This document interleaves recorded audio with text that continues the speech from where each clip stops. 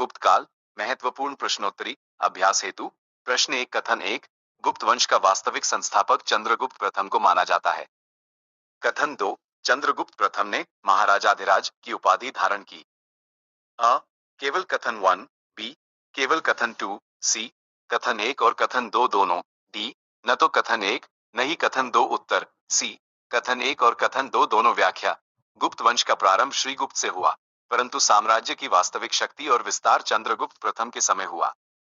उन्होंने लिच्छवी वंश से वैवाहिक संबंध स्थापित किए और महाराजाधिराज की उपाधि धारण की। अतः दोनों कथन सही हैं। प्रश्न दो, कथन एक, समुद्रगुप्त को भारत का नेपोलियन कहा जाता है। कथन दो, उसकी विजयों का वर्णन प्रयाग प्रशस्ति में मिलता है। अ, केवल कथन वन, बी, केवल कथन टू, सी, कथन एक और कथन दो दोनों, डी, न तो कथन एक, न ही कथन दो उत्तर, सी, कथन एक और कथन दो दोनों व्याख्या। इतिहासकार वी.ए. स्मिथ ने समुद्रगुप्त को उसकी व्यापक विजयों के कारण भारत का नेपोलियन कहा। उसकी विजय गाथा प्रयाग प्रशस्ति, इलाहाबाद स्तंभ लेख में वर्णित है। दोनों कथन सही हैं। प्रश्न तीन, कथन एक, समुद्रगुप्त ने दक्षिण भारत के राज्यों को सीधे अपने साम्राज्य में मिला लिया। कथन दो, उसने कुछ शासकों को अधीन कर उनका राज्य लौटा दिया। अ, केवल कथन वन, बी, केवल कथन टू, सी, कथन एक और कथन दो दोनों, डी, न तो कथन एक, न ही कथन दो उत्तर, बी, केवल कथन दो व्याख्या। समुद्रगुप्त ने दक्षिण भारत के शासकों को पराजित किया, लेकिन उन्हें अपने साम्राज्य में शामिल नहीं किया। उसने अधीनता स्वीकार कराकर राज्य वापस कर दिए। अतः कथन एक गलत और कथन दो सही है। प्रश्न चार, कथन एक, चंद्रगुप्त द्वितीय ने विक्रमादित्य की उपाधि धारण की। कथन दो, उज्जैन उसके समय महत्वपूर्ण केंद्र बना। अ, केवल कथन वन, बी, केवल कथन टू, सी, कथन एक और कथन दो दोनों, डी, न तो कथन एक, न ही कथन दो उत्तर, सी, कथन एक और कथन दो दोनों व्याख्या। चंद्रगुप्त द्वितीय ने शकों को हराकर विक्रमादित्य की उपाधि धारण की। उज्जैन व्यापार और सांस्कृतिक दृष्टि से महत्वपूर्ण केंद्र बना। दोनों कथन सही हैं। प्रश्न पांच, कथन एक, फाहियान गुप्त काल में भारत आया। कथन दो, उसने धार्मिक सहिष्णुता का वर्णन किया। अ, केवल कथन वन, बी, केवल कथन टू, सी, कथन एक और कथन दो दोनों, डी, न तो कथन एक, न ही कथन दो उत्तर, सी, कथन एक और कथन दो दोनों व्याख्या। फाहियान चंद्रगुप्त द्वितीय के समय भारत आया था। उसने भारतीय समाज, न्याय व्यवस्था और धार्मिक सहिष्णुता की प्रशंसा की। दोनों कथन सही हैं। प्रश्न छह, कथन एक, आर्यभट्ट गुप्त काल के गणितज्ञ थे। कथन दो, उन्होंने आर्यभट्टीय की रचना की। अ, केवल कथन वन, बी, केवल कथन टू, सी, कथन एक और कथन दो दोनों, डी, न तो कथन एक, न ही कथन दो उत्तर, सी, कथन एक और कथन दो दोनों व्याख्या। आर्यभट्ट गुप्त काल के महान गणितज्ञ और खगोलशास्त्री थे। उनकी कृति आर्यभट्टीय गणित और खगोल विज्ञान का महत्वपूर्ण ग्रंथ है। दोनों कथन सही हैं। प्रश्न सात, कथन एक, गुप्त काल में भूमि अनुदान की परंपरा बढ़ी। कथन दो, इससे सामंतवाद को बढ़ावा मिला।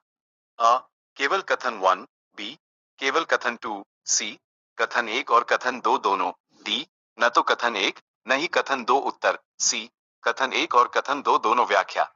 भूमि दान की प्रथा के कारण स्थानीय शक्तियां मजबूत हुई और सामंतवादी प्रवृत्तियों का विकास हुआ। दोनों कथन सही हैं। प्रश्न आठ, कथन एक, गुप्त काल को स्वर्ण युग कहा जाता है। कथन दो, ये केवल राजनीतिक स्वर्ण युग था। अ, केवल कथन वन, बी, केवल कथन टू, सी, कथन एक और कथन दो दोनों, डी, न तो कथन एक, न ही कथन दो उत्तर, अ, केवल कथन एक व्याख्या। गुप्त काल कला, साहित्य, विज्ञान और स्थापत्य की दृष्टि से स्वर्ण युग था। ये केवल राजनीतिक उपलब्धियों तक सीमित नहीं था। अतः कथन दो गलत है। प्रश्न नौ, कथन एक, कालिदास गुप्त काल के साहित्यकार थे। कथन दो, उन्होंने अभिज्ञान शाकुंतलम की रचना की। अ, केवल कथन वन, बी, केवल कथन टू, सी, कथन एक और कथन दो दोनों, डी, न तो कथन एक, न ही कथन दो उत्तर, सी, कथन एक और कथन दो दोनों व्याख्या। कालिदास गुप्त काल के महान कवि थे। अभिज्ञान शाकुंतलम उनकी प्रसिद्ध कृति है। दोनों कथन सही हैं। प्रश्न 10, कथन एक, नालंदा विश्वविद्यालय गुप्त काल में स्थापित हुआ। कथन दो, कुमारगुप्त प्रथम को इसका संस्थापक माना जाता है। अ, केवल कथन वन, बी, केवल कथन टू, सी, कथन एक और कथन दो दोनों, डी, न तो कथन एक, न ही कथन दो उत्तर, सी, कथन एक और कथन दो दोनों व्याख्या। नालंदा विश्वविद्यालय की स्थापना गुप्त काल में हुई और परंपरागत रूप से इसे कुमारगुप्त प्रथम से जोड़ा जाता है। दोनों कथन सही हैं। प्रश्न 11 कथन 1, स्कंदगुप्त ने हूणों को पराजित किया। कथन 2, हूणों के आक्रमण पूरी तरह समाप्त हो गए। अ, केवल कथन 1, बी, केवल कथन 2, सी, कथन 1 और कथन 2 दोनों, डी, न तो कथन 1, नहीं कथन 2 उत्तर। अ, केवल कथन 1 व्याख्या, स्कंदगुप्त ने हूणों को पराजित किया, परंतु बाद में हूणों के आक्रमण जारी रहे, अतः कथन 2 गलत है। प्रश्न 12 कथन 1, गुप्त काल में स्वर्ण मुद्राएं प्रचलित थी। कथन 2, इन पर राजकीय चित्र अंकित थे। अ, केवल कथन 1, बी, केवल कथन 2, सी, कथन 1 और कथन 2 दोनों, डी, न तो कथन 1, नहीं कथन 2 उत्तर। सी, कथन 1 और कथन 2 दोनों व्याख्या, गुप्त स्वर्ण मुद्राएं आर्थिक समृद्धि का प्रतीक थी और उन पर अश्वमेध, युद्ध तथा अन्य राजकीय गतिविधियों के चित्र अंकित थे। प्रश्न 13 कथन 1, उपयुक्त प्रांत का अधिकारी था। कथन 2, विषय, जिला इकाई थी। अ, केवल कथन 1, बी, केवल कथन 2, सी, कथन 1 और कथन 2 दोनों, डी, न तो कथन 1, नहीं कथन 2 उत्तर। सी, कथन 1 और कथन 2 दोनों व्याख्या, गुप्त प्रशासन में भुक्ति प्रांत का अधिकारी उपरिक होता था और विषय जिला स्तर की इकाई थी। दोनों कथन सही हैं। प्रश्न 14 कथन 1, अजंता की गुफाएं गुप्त काल से संबंधित हैं। कथन 2, इनमें बौद्ध विषयों का चित्रण है। अ, केवल कथन 1, बी, केवल कथन 2, सी, कथन 1 और कथन 2 दोनों, डी, न तो कथन 1, नहीं कथन 2 उत्तर। सी, कथन 1 और कथन 2 दोनों व्याख्या, अजंता की कई गुफाएं गुप्त और उत्तर गुप्त काल से संबंधित हैं। इनमें बौद्ध जातक कथाओं और धार्मिक प्रसंगों का चित्रण है। प्रश्न 15 कथन 1, हूणों के आक्रमण गुप्त साम्राज्य के पतन का कारण बने। कथन 2, आंतरिक कमजोरियां भी पतन का कारण थी। अ, केवल कथन 1, बी, केवल कथन 2, सी, कथन 1 और कथन 2 दोनों, डी, न तो कथन 1, नहीं कथन 2 उत्तर। सी, कथन 1 और कथन 2 दोनों व्याख्या, हूणों के आक्रमण, कमजोर उत्तराधिकारी, सामंतवाद की वृद्धि और आर्थिक समस्याएं गुप्त साम्राज्य के पतन के मुख्य कारण थे। दोनों कथन सही हैं। क्या आप चाहेंगे कि मैं इन